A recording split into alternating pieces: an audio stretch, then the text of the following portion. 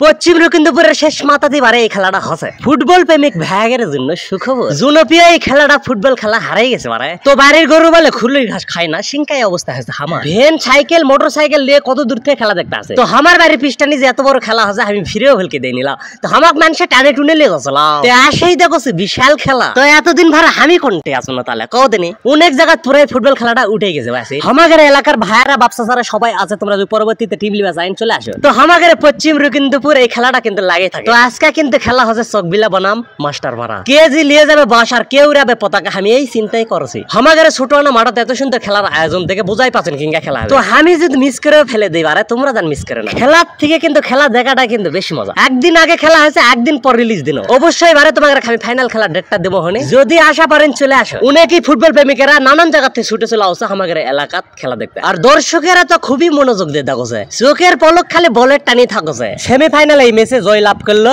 চকবিলা। Master পাড়া 2 গোল দিয়ে চকবিলা জয় লাভ করে চলে গেল। পরবর্তী ম্যাচ কিন্তু আরো আকর্ষণ, ফাইনাল ম্যাচ তোমরা চলে আসে পারে। চকবিলা বনাম জগদীশপুর ফাইনাল।